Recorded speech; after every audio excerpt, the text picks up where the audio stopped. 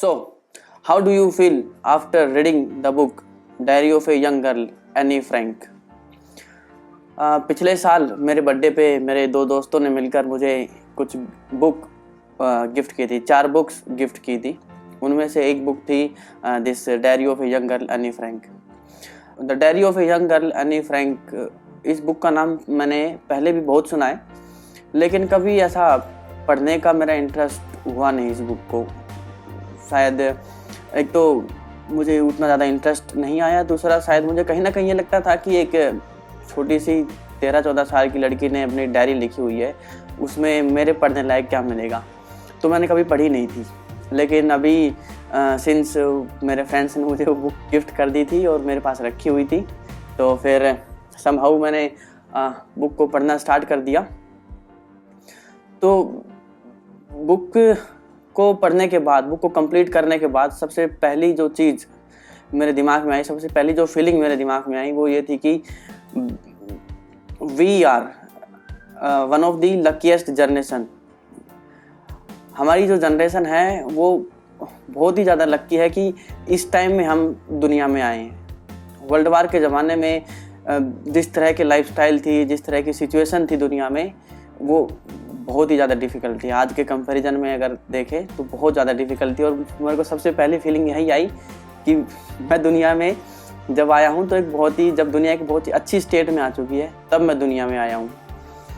और दूसरी चीज़ जो मुझे लगा कि मैंने इतने दिनों तक ये बुक नहीं पढ़ी, ये बहुत ही ज़्यादा आई थिंक मेरी गलती थी। क्योंकि उस बुक को पढ़ने के बाद मतलब हम उसमें लिटरली ये देख सकते हैं कि एक इंसान की, एक लड़की की पर्सनैलिटी कैसे चेंज होती है। और वो भी विद इन 2 ईयर्स। जब वो 1942 में हाइडिंग में गए थे, वो लोग छुपे हुए थे, और उसके बाद वो एक जगह पे, एक घर में, एक वेयर हाउस जैसी जगह थी, उसके अंदर रहते कंटिन्यूसली 2 साल तक, और उसके अंदर से बाहर भी नहीं निकलते। तो उसकी डायरी के थ्रू हम देख सकते हैं कि कैसे उसकी पर्सनैलिटी में चेंज आ रहा है। स्टार्टिंग में कुछ खास नहीं लगता है जैसे कि कोई ठीक है छोटा बच्चा सा अपनी डायरी लिख रहा है, उसमें अपने थॉट्स लिख रहा है, अपनी डेली रूटीन के बारे में बता रहा है। बट जिस तरह से वो रहते हैं वहाँ पर, आई थिंक कि जैसे अभी हम अपने लाइफस्टाइल में हैं, नॉर्मल में है, तो हम बहुत सारी चीज़ें से हमारा एक्सपोजर होता है। हम बाहर खेलने जाते हैं, अभी तो इंटरनेट की दुनिया आ गई है, और बाहर हम लोगों से मिलते हैं, बहुत सारी चीज़ें होती हैं, बहुत सारे मार्केट के अंदर जाते हैं, बहुत सारी दुनिया भर की चीज़ें हमारे साथ होती हैं।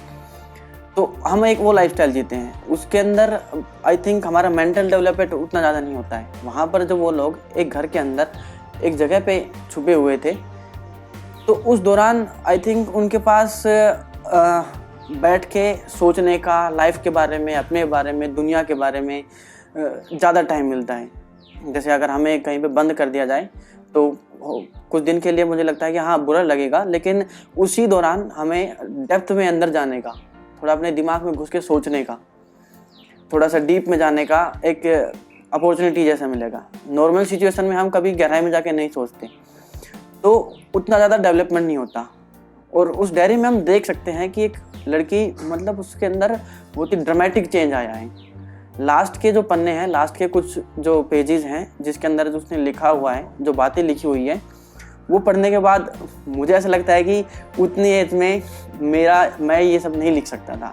मेरे थॉट्स उतने डेवलपमेंट नहीं हुए थे, और मुझे लगता है कि एक नॉर्मल सिचुएशन में रहने वाले किसी भी इंसान के थॉट्स उतने डेवलप नहीं हो सकते।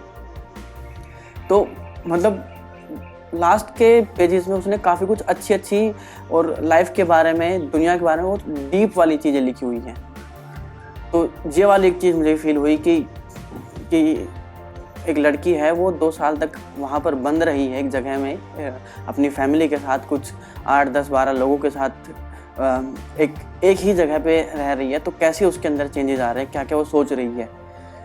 मतलब बुक पढ़ने के बाद मुझे बहुत अच्छा लगा, लिटरली बहुत अच्छा लगा। इन द सेंस मतलब मुझे लगा कि शायद बुक मुझे बहुत पहले पढ़ लेनी चाहिए थी। बहुत ज़्यादा चीज़ें पता चली और मुझे बहुत लक्की फील हुआ कि मैं दुनिया में इस टाइम में आया हूँ, क्योंकि उस ज़माने में लाइफ मुझे लगता है काफ़ी ज़्यादा डिफ़िकल्ट थी। अभी मुझे लगता है कि we should feel grateful that we are in this part of time in the world.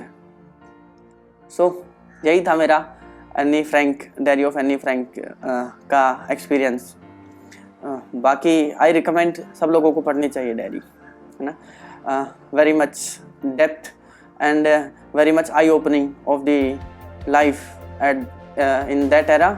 And उसके साथ हम कंपेयर कर सकते हैं आज के ज़माने की हमारी लाइफ कैसी है, हम कैसी कैसी छोटी छोटी चीज़ों से लेके सोच सकते हैं, कभी फ्रस्ट्रेट हो जाते हैं, और वो कैसी लाइफ में जी रहे थे। और आई थिंक वो उस ज़माने में ऑलमोस्ट बहुत सारे लोगों के साथ थी सिचुएशन, जिस सिचुएशन में वो लोग रह रहे थे।